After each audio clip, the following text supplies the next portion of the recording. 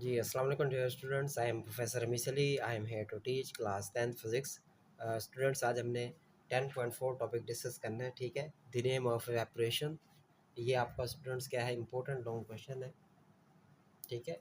और ये जैसे एग्ज़ाम में पूछा जाएगा, ये मैं आपको साथ साथ बता देता हूँ कैसे स्टेटमेंट होगी, ठीक है। इवेपोरेशन के साथ इसके कुछ फैक्टर होते हैं जो कि बेसिकली इस पे डिपेंड कर रहे होते हैं कि एवेपोरेशन किन किन फैक्टरों पर डिपेंड कर रही है, वो भी हम डिस्कस करेंगे। लॉन्ग क्वेश्चन ये आ सकते हैं, उनके साथ ही फैक्टर भी ये पूछे जा सकते हैं। अभी हम डिस्कस करने वाले हैं।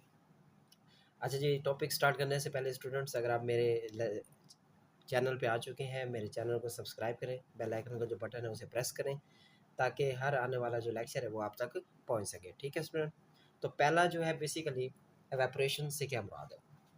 Evaporation is a natural process by which a liquid changes into a gas at its surface without boiling. Evaporation student एक ऐसा प्रोसेस होता है जिसमें जो गैस है, ठीक है, जो लिक्विड है बेसिकली वो किसके अंदर चेंज हो रहा है, वो गैस के अंदर चेंज हो रहा है। इस प्रोसेस को हम क्या कहते हैं, एवेपोरेशन कहते हैं। लेकिन वो कहते हैं विदाउट बॉइलिंग, आप उसे बॉयल किए बगैर अगर वो लिक्विड जो है वो एवेपोरेट हो रहा है, उसे हम क्या कहते हैं, एवेपोरेशन कहते हैं, ठीक है। उसे कोई टेम्परेचर, उसे कोई एक्सटर्नल हीट आपने नहीं देनी ठीक है। लेकिन वो क्या हो बेसिकली विदाउट बॉइलिंग, मतलब कि विदाउट बॉइलिंग मीन्स डैट कि आप उसे हीट नहीं करेंगे, आग पे नहीं रखेंगे, ठीक है, कोई टेम्परेचर नहीं देंगे, ठीक है। तब अगर लिक्विड गैस के अंदर चेंज हो रहे तो हम उसे क्या कहते हैं, एवेपोरेशन कहते हैं, ठीक है स्टूडेंट्स। अब यहाँ पे देख सकते हैं ये मॉलिक्यूल्स हैं, ठीक है, वाटर मॉलिक्यूल्स हैं जो कि क्या कर रहे हैं, evaporation process. Molecules at the surface of liquid gain energy to escape into the air as vapor leading to evaporation। अब देखिए ये आप वाटर वेपर देख रहे हैं यहाँ पे स्टूडेंट्स, और बेसिकली यहाँ पे वेपर जो है, ये जो लिक्विड के जो मॉलिक्यूल्स हैं वो सरफेस से क्या निकल रहे हैं, एनर्जी को गेन करके निकल रहे हैं, वेपर के अंदर तब्दील हो रहे हैं, ठीक है, गैस के अंदर चेंज हो रहे हैं। इस प्रोसेस को हम क्या कहते हैं, वेपरेशन कहते हैं। कहते हैं it occur at all temperature but it faster at higher temperature. वो कहता है कि ये तमाम टेम्परेचर पर ये एवेपरेशन जो है वो हो सकती है, ठीक है। लेकिन फास्टर जो है वो, इसका जो प्रोसेस तेज़ होता है कि ये किस पे होता है, हायर टेम्परेचर पर होता है। किस पर होता है, हायर टेम्परेचर पर। ये भी आपका क्या है, एक एमसीक्यूज है, ठीक है। अच्छा जी, this change occur at the surface of liquid where some of the particles have enough energy to escape into the air as vapour. अब वो कहते हैं कि ये जो बेसिकली चेंज है ये लिक्विड की सरफेस पर होता है, ठीक है। कुछ पार्टिकल्स होते हैं जिनके पास बहुत ज़्यादा एनर्जी होते हैं, वो एयर, वो जो बेसिकली स्कैप हो जाते हैं into air air vapour, vapour बन के वो उठ जाते हैं, ठीक है। फिर कहते हैं evaporation does not require the entire liquid to be heated, it can occur at room temperature. For instance when water is boiled on the floor it gradually disappear and turn into water vapor। अब वो कहते हैं कि basically जो आपकी evaporation जो है वो रूम टेम्परेचर पे भी हो जाती है। फॉर एग्जांपल अगर हम इसकी एग्जांपल लें स्टूडेंट्स, वो ये है कि अगर आप एक गिलास का पानी लें, ठीक है, और उसे रख दें, ठीक है, अपने रूम में रख सकते हैं, बाहर रख सकते हैं, ठीक है। आजकल जैसे मौसम है आपको पता है, ठीक है।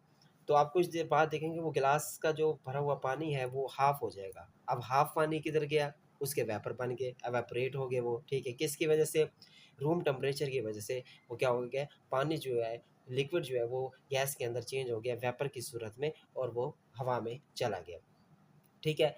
इसे हम क्या कहते हैं, एवेपोरेशन कहते हैं। अब वो ये कह रहा है कि water is spilled on the floor it gradually disappear and turn into water vapour. अब देखो फॉर एग्जांपल वो कह रहे हैं कि जैसे फ्लोर पर आप पानी को क्या कहते हैं, सम टाइम ऐसे होता है पानी गिर जाता है किससे, फ्लोर पर। अब वो पानी जो है कुछ देर बाद वो डिसअपीयर हो जाता है। क्यों डिसअपीयर हो जाता है, क्योंकि उस वाटर के मॉलिक्यूल्स एनर्जी गेन करने के बाद वो उड़ जाते हैं, वेपर बन जाते हैं। जब वो वेपर बन जाएंगे तो इट्स मीन दैट पीछे जो वाटर होगा वो नहीं बचेगा, ठीक है, वो डिसअपीयर हो जाएगा, ठीक है। अच्छा जी, next, it helps in dry wet cloth and, ये मदद देता है कि जो आपके पास ड्राई वेट क्लॉथ होते हैं, ठीक है। और इसको आगे भी हम देखते हैं कि आगे इसका क्या लिखा हुआ है। अच्छा जी, यहाँ पे देखें, dry wet cloth cooling our bodies through sweating तो हमारी बॉडी जो है बेसिकली कूल फील कर रहे होते हैं, किसकी वजह से? स्वेटिंग की वजह से। स्वेटिंग किसे कहते हैं? पसीने को कहते हैं। अब देखो गर्मियों का मौसम है, तो जब हमें पसीना पसीना आ जाता है, ठीक है, तो हम हवा के करीब जाते हैं, तो हमें क्या फील हो रहा होता है? ठंडक फील हो रही होती है। वो किस वजह से होती है? वो भी एवेपोरेशन की वजह से हो रही है। इसको हम यहाँ पे डिस्कस करेंगे यहाँ पे, ठीक है, कूलिंग काज बाय एवेपोरेशन।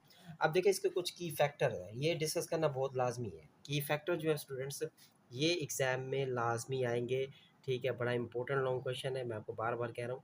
की फैक्टर में से जो पहला फैक्टर है स्टूडेंट, वो क्या है? टेम्परेचर। क्या है? टेम्परेचर। अब टेम्परेचर से क्या बनाते हैं? कहते हैं higher the temperature faster evaporation occur. अब यहाँ तक भी लिख सकते हैं, आगे भी आप इसे एक्सप्लेन कर सकते हैं। क्या टेम्परेचर ज़्यादा होगा तो ज़ाहिर सी बात है एवेपोरेशन का जो प्रोसेस है वो भी क्या होगा? ज़्यादा होगा। When heat is added, the molecules in the liquid move more energetically, increasing the chances of them escaping into air as vapour. अब देखें, आप उसको हीट दे रहे हैं ज़्यादा से ज़्यादा, तो मॉलिक्यूल्स के जो होते हैं बेसिकली, वो उनके पास ज़्यादा एनर्जी आ जाती है, वो ज़्यादा चांसेस होते हैं कि वो वाटर की सरफेस से वो क्या हो जाए? स्कैप हो जाए। स्कैप का मतलब क्या होता है? निकल जाना, ठीक है। अच्छा जी, ये सरफेस एरिया का क्या होता है? A larger surface area allows more liquid to be expose to the air which speed up evaporation. For example, water in wide shallow dish will evaporate quicker than the same amount in tall narrow container। अब देखिए ये जितना surface area ज़्यादा होगा, evaporation का process है उतने ज़्यादा होगा। देखिए यहाँ पे उसने एग्जांपल भी दी हुई है कि जैसे कि आपके पास एक वाइड बर्तन है, फैला हुआ बर्तन है, ठीक है, या शैलो डिश है, उसमें क्या है? एवेपोरेट जो है बेसिकली वो क्विकली होता है, ठीक है, एज़ कम्पेयर टू टॉल या नैरो कंटेनर जो होते हैं, वो नैरो कंटेनर होते हैं। जैसे आप बोतल भी एग्जांपल ले सकते हैं। अब बोतल क्या है? नैरो है, ठीक है। अब नैरो है तो इसका मतलब ये है कि उसमें जो वेपरेशन होगी वो क्या होगी? उसमें प्रोसेस जो होगा वेपरेशन का वो स्लो होगा, उसका एरिया कम है एज़ कम्पेयर टू एक बहुत बड़ा एक टब है, या फिर कोई एक वाइड बर्तन है जिसके अंदर पानी है, उसमें एवेपोरेशन का जो प्रोसेस होगा वो क्या होगा? उससे ज़्यादा होगा। अच्छा जी, एयर मूवमेंट क्या है? या विंड स्पीड भी होती है। विंड या air movement helps to carry away the vapour molecules from the surface of the liquid. अब जितनी ज़्यादा हवा होगी, हवा का जितना ज़्यादा प्रेशर होगा, एवेपोरेशन का प्रोसेस भी उतना ही ज़्यादा होता है, ठीक है। आपने देखा होगा गर्मियों में भी सर्दियों में भी अगर हवा तेज़ चल रही है तो आपके जो कपड़े हैं जो आप सुखाते हैं, ठीक है, वो जल्दी खुश्क हो जाते हैं। किसकी वजह से? क्योंकि हवा का जो प्रेशर है वो भी बेसिकली वाटर वेपर को साथ लेके जाता है, और जैसे साथ लेके जाएगा तो आपके जो कपड़े होंगे वो जल्दी क्या हो जाएंगे? सूख जाएंगे। This prevent saturation of the air about the liquid and allow more molecule to evaporate. इसकी वजह से क्या होता है? अगर एयर की स्पीड ज़्यादा होगी तो एवेपोरेशन का प्रोसेस भी क्या होगा? ज़्यादा होगा। ये तीनों फैक्टर जो हमने डिस्कस किए, ये क्या इसके डायरेक्टली प्रोपोर्शनल है। अच्छा जी, humidity of the surrounding air से क्या मुराद है? ह्यूमिडिटी नमी को कहते हैं। If the air already full of moisture, moisture means नमी, हाई ह्यूमिडिटी होगी तो एवेपोरेट स्लो डाउन। अगर जो बेसिकली एयर जो है बेसिकली फुल मॉइस्चर हो, हाई ह्यूमिडिटी हो, तो एवेपोरेशन स्लो हो जाती है। बट ड्राई एयर, अगर आपके पास ड्राई एयर है, खुश्क एयर है, process occur more rapidly because the air can observe more water vapour. जो आपके पास एयर है वो मोर वाटर वेपर जो है वो को ऑब्जर्व करता है। अब याद रखिएगा कि अगर एयर जो है आपके पास मॉइस्ट है तो एवेपोरेशन का प्रोसेस क्या होगा स्टूडेंट्स? वो स्लो डाउन होगा। अगर ड्राई है तो एवेपोरेशन जो है मोर रैपिडली, तेज़ी के साथ क्या एवेपोरेशन यहाँ पे होगी, ठीक है। उसके बाद है नेचर ऑफ लिक्विड, ये भी बड़ा इंपॉर्टेंट पॉइंट है। Different liquids evaporate at different rates based on their molecule structure. For instance alcohol evaporate faster than water because its molecules require less energy to escape into the air। अब student यहाँ पे देखें कि different liquids की जो अपनी properties होती है। कुछ लिक्विड होते हैं जो कि बहुत ज़्यादा टाइम ले रहे होते हैं एवेपोरेट होने में, वो वेपर में तब्दील होने में बड़ा टाइम लेते हैं। कुछ लिक्विड ऐसे होते हैं जो कि जल्दी हो रहे होते हैं, जैसे कि अल्कोहल को आप देख रहे हैं, वे एवेपोरेट हो रहा है, फास्टर हो रहा है, तेज़ी से हो रहा है एज़ कम्पेयर टू वाटर। अब अगर दूसरी एग्जाम्पल है जैसे पेट्रोल है। पेट्रोल आप स्टूडेंट देखें, अगर आप अपने हाथ में पेट्रोल को रखते हैं तो 1-2 सेकंड के बाद, 5 सेकंड के बाद या कुछ टाइम के बाद वो क्या हो जाएगा? आपके हाथ से क्या उड़ जाएगा, उसके वाटर वेपर बन जाएंगे, पेट्रोल वेपर बन जाएंगे और हवा में चले जाएंगे, ठीक है। तो ये क्या नेचर होती है लिक्विड की। अब वाटर अपने हाथ में लेके खड़े होंगे तो वो टाइम लेगा बहुत ज़्यादा। ठीक है, वो 10 मिनट भी ले सकता है, 20 मिनट भी ले सकता है, उसके बाद जाके उसके जो वाटर वेपर्स हैं वो बनना स्टार्ट होंगे। लेकिन अल्कोहल और पेट्रोल को अगर हम देखें या सिपरेट को देखें, अगर अपने हाथ में रखते हैं तो वो जल्दी उड़ जाती है। तो ये क्या है, हर लिक्विड की क्या होती है, अपनी नेचर होती है, ठीक है। अच्छा जी, प्रेशर क्या है, lower atmosphere pressure can enhance evaporation since there is less force pushing down on the liquid surface making it easier for molecules to escape। अब प्रेशर जो है ये भी बड़ा इंपॉर्टेंट पॉइंट है वेपरेशन के अंदर। अगर लोअर एटमॉस्फेयर प्रेशर होगा तो चांसेस होते हैं वेपरेशन जो है लेस होगी, ठीक है। और आपको पता है कि लेस फोर्स पुश करेगी और ऑन द लिक्विड सरफेस और making it easier for the molecule to escape. तो बेसिकली प्रेशर में भी यही होता है कि अगर आपका लोअर प्रेशर है तो ज़ाहिर सी बात है एवेपोरेशन कम होगी, हायर प्रेशर है तो आपका एवेपोरेशन क्या होगी, ज़्यादा होगी, ठीक है स्टूडेंट्स। अच्छा जी, नेक्स्ट जो है, अब नेक्स्ट यहाँ से एक इम्पोर्टेंट क्वेश्चन आता है कि how cooling caused bye evaporation, मतलब कि एवेपोरेशन कूलिंग का बायस कैसे बनता है, ये आपने बताना है। अब पहले हम देखते हैं इसकी एग्जाम्पल भी देखते हैं। ये साइड पे एक एग्जाम्पल बनी हुई है, इसको भी हम क्या करते हैं, डिस्कस करते हैं। इसके अंदर क्या है स्टूडेंट्स, अब ये देखिए, ये कंटेनर है, ठीक है। इसमें क्या एवेपोरेट काज कूलिंग हो रही है, इसके अंदर प्रोसेस हो रही है। ये मीडियम एनर्जी लेवल मॉलिक्यूल्स हैं, बैक टू इनटू वाटर, ये हाई एनर्जी है, ये लोअर एनर्जी है, ठीक है। अब how cooling caused by evaporation, मतलब कि एवेपोरेशन जो है बेसिकली वो कूलिंग का बाइस कैसे बनता है, ये क्वेश्चन है।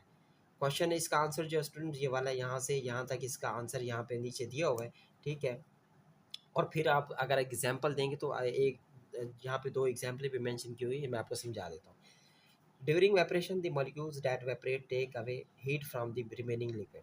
This process cooled the liquid down because the high energy molecules leave and leaving behind cooler molecules. अब इसमें क्या होता है स्टूडेंट, ये जो एवेपोरेशन है ये ठंडा का बाइस कैसे बनता है। अब यहाँ पे लिखा हुआ है जो मॉलिक्यूल्स होते हैं वो एवेपोरेट टेक अवे हो जाते हैं heat from the remaining liquid. अब देखो, किसी भी अगर आप लिक्विड को आप क्या कर रहे हैं, उसमें हीट कर रहे हैं, तो ज़ाहिर सी बात है उसके जो ऊपर वाले जो मतलब कि जिनके पास ज़्यादा एनर्जी होती है, जो मॉलिक्यूल ज़्यादा स्टार्टिंग के अंदर गर्म हो रहे होते हैं, वो अपनी जगह छोड़ के सरफेस से निकल जाते हैं, ठीक है। और बाद में जो लो टेम्परेचर वाले मॉलिक्यूल्स होते हैं, ठीक है, वो क्या प्रोड्यूस कर रहे होते हैं, वो कूलिंग प्रोड्यूस कर रहे होते हैं। अब ज़ाहिर सी बात है जिनके पास ज़्यादा एनर्जी है, हाई टेम्परेचर मॉलिक्यूल्स क्या हो जाएंगे, वो सरफेस से निकल जाएंगे। और जो लो एनर्जी पार्टिकल्स होते हैं स्टूडेंट्स, जो नीचे बच जाते हैं, ठीक है, वो कूलिंग का बायस बन रहे होते हैं। आप यहाँ पे देख सकते हैं इस डायग्राम के अंदर कि आप इसे हीट कर रहे हैं, ये हाई एनर्जी मॉलिक्यूल्स हैं जो कि एवेपोरेट हो रहे हैं, ये लो एनर्जी मॉलिक्यूल्स हैं जो रिमेन लिक्विड के अंदर ठहरे हुए हैं, ठीक है। और इसी इनकी वजह से क्या प्रोड्यूस होगी, कूलिंग प्रोड्यूस होगी। अब एक एग्जांपल से भी इसे समझते हैं, वो कौन सी है, कहते हैं कि when we sweat the sweat on our skin evaporates taking heat away from our body and making us feel cooler। अब देखो, जैसे हमें पसीना आ रहा होता है, ठीक है, अब पसीना आते तो हम हवा में बैठते हैं तो हमें ठंडक फील हो रही होती है। वो इसलिए हो रही होती है क्योंकि उस हवा से जो आपके स्वेट, जो आपके पसीना के जो ड्रॉप्स होते हैं वो एवेपोरेट हो जाते हैं, ठीक है, हवा से। वो आपके जो चेहरे की सरफेस पर जो आपका पसीना होता है वो वेपर के अंदर क्या हो रहा होता है, तब्दील हो रहा होता है। अब वो वेपर के अंदर तब्दील होगा, वो मॉलिक्यूल्स उड़ना स्टार्ट हो जाते हैं, जिसकी वजह से जो पीछे जो है बेसिकली वो आपको ठंडक फील हो रही होती है, ठीक है। अच्छा, दूसरी एग्जांपल इसकी यहाँ पे दी हुई है, वो कहता है कि wet cloth dry faster on a hot day. जो वेट क्लॉथ होते हैं वो जल्दी ड्राई हो जाते हैं हॉट डे के अंदर। जैसे आजकल गर्मियों का सीज़न है, कपड़े जो है वो जल्दी खुश्क हो जाते हैं, ठीक है। किसकी वजह से, हीट की वजह से होते हैं, ठीक है।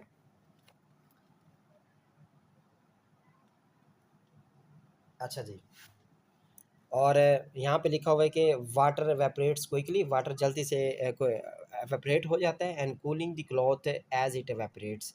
और जो बेसिकली कूलिंग द क्लॉथ है वो क्या है, एज इट एवेपरेट्स, मतलब कि वो कपड़े जो है बेसिकली आपके ठंडे हो जाते हैं, किसकी वजह से होते हैं, एवेपरेट्स की वजह से होते हैं, क्योंकि वो गर्म मालिक्यूल जो है अपनी जगह छोड़ के चले जाते हैं, ठीक है स्टूडेंट्स।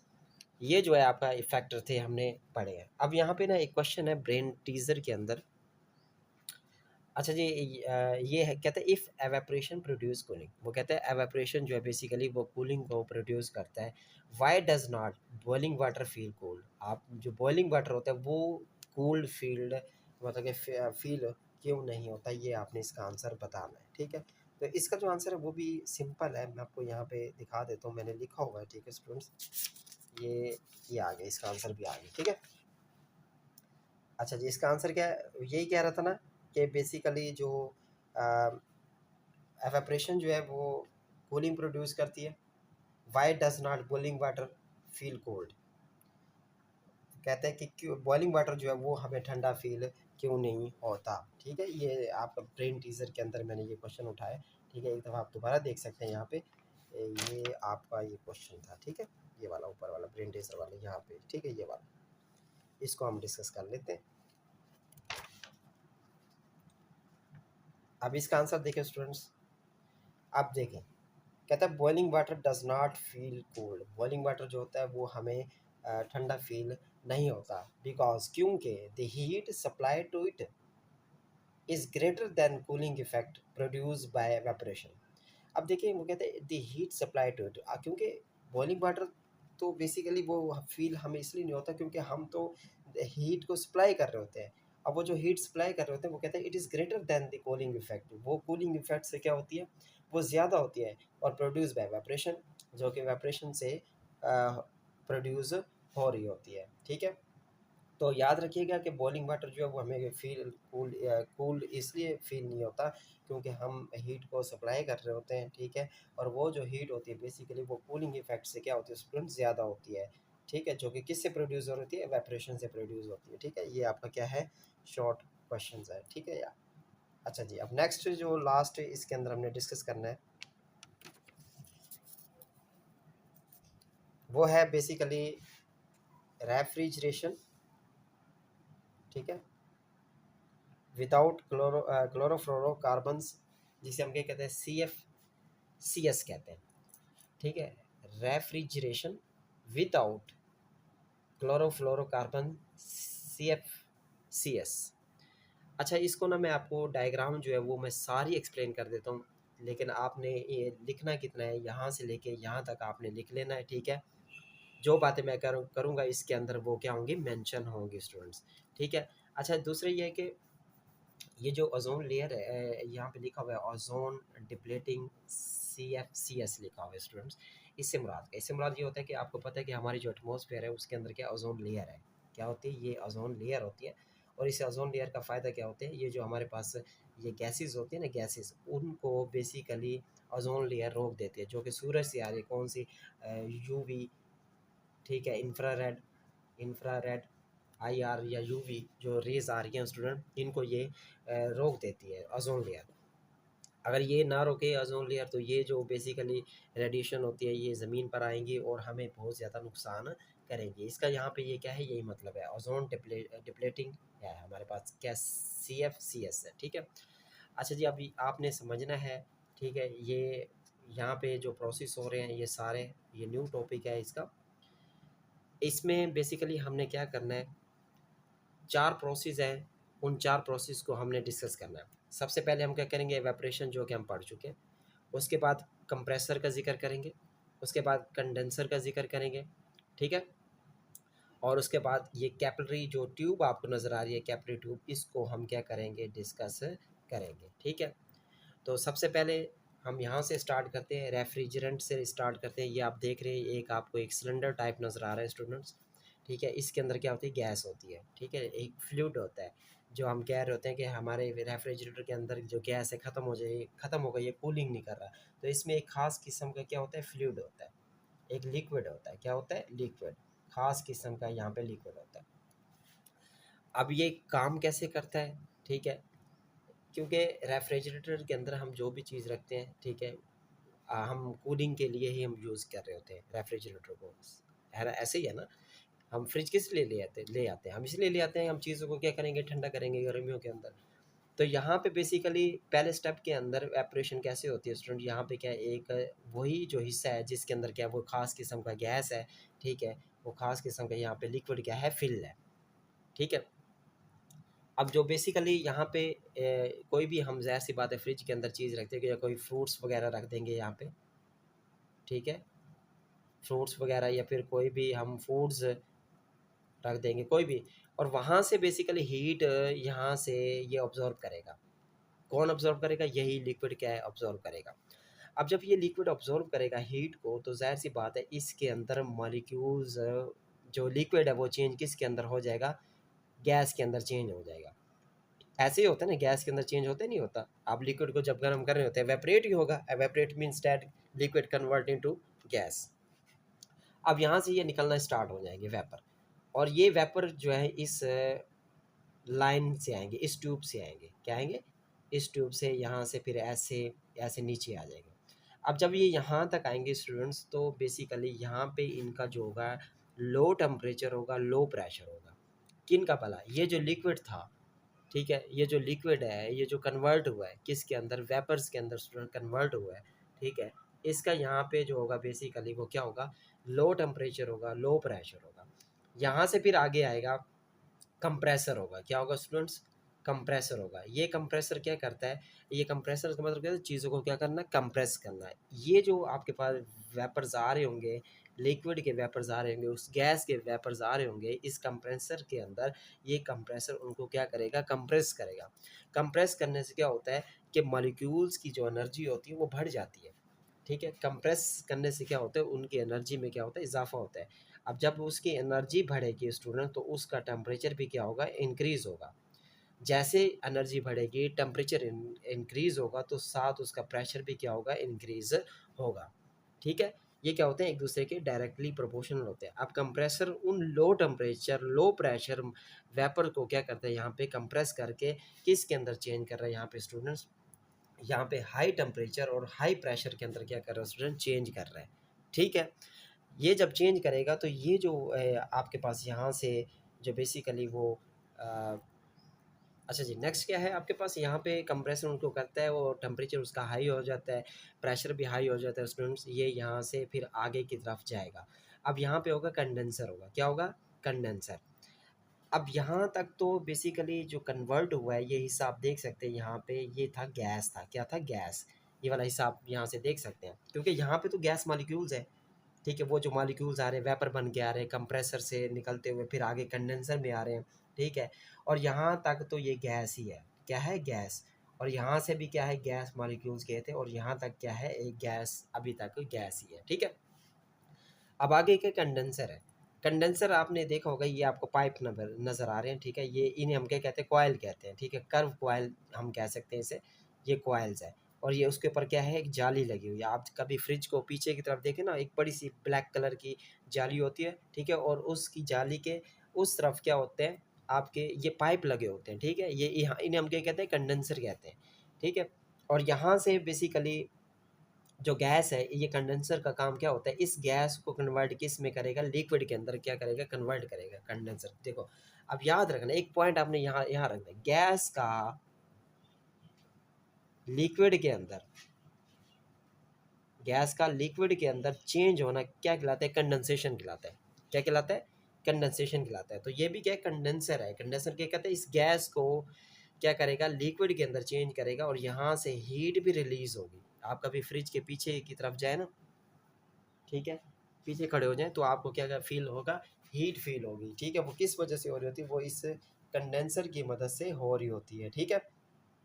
फिर आगे ये कैपिलरी ट्यूब होती है। ये कैपिलरी ट्यूब जब ये गैस लिक्विड के अंदर चेंज हो जाता है, ठीक है, और ये कैपिलरी ट्यूब से आगे जाता है, फिर यहाँ पे दोबारा फिर ये लो टेम्परेचर, लो प्रेशर में चेंज होता है, ये दोबारा गैस बन जाता है। और ये प्रोसेस जो है ये जब कैपिलरी ट्यूब से आगे जाएगा, तो ये क्या है आपके पास? है रेफ्रिजरेंट है। ये दोबारा फिर ये प्रोसेस क्या होगा? स्टार्ट होगा, और फ्रिज के अंदर ये ऐसे स्टार्ट साइक्लिक प्रोसेस जो है ये ऐसे चलता रहता है, ठीक है। पहले एवेपरेट होता है, फिर यहाँ पे प्रेशर लो हो जाता है, टेम्परेचर लो हो जाता है, फिर हम कंप्रेसर की मदद से उसका टेम्परेचर हाई करते हैं, प्रेशर हाई करते हैं। फिर आगे कंडेंसर क्या करता है? गैस को लिक्विड के अंदर कन्वर्ट करता है, और फिर वो लिक्विड आगे जाके कैपिलरी ट्यूब के अंदर जाके फिर गैस के अंदर कन्वर्ट होता है। फिर ये ऐसे प्रोसेस चलता रहता है। अब स्टूडेंट्स आपने क्या करना है? इसको जैसे मैंने पॉइंट्स 4 बताए आपको, 4 पॉइंट्स आपने अपने ही अल्फाज के अंदर ये पॉइंट्स जो हैं वो आप लिख सकते हैं, ठीक है। और एक दफ़ा हम यहाँ से थोड़ा सा रीड भी कर लेते हैं जो मैंने आपको यहाँ पे समझा दिया। वो कहता है as the refrigerant evaporates, it absorbs a large amount of heat from the surrounding area such as inside a refrigerator। मतलब कि सराउंडिंग एरिया मीन्स डैट वही जो हीट ऑब्जर्व करेगा जो आप फ्रूट्स या फूड्स वगैरह रखेंगे, ठीक है। तो बेसिकली वही हो रहा होता है, सही है।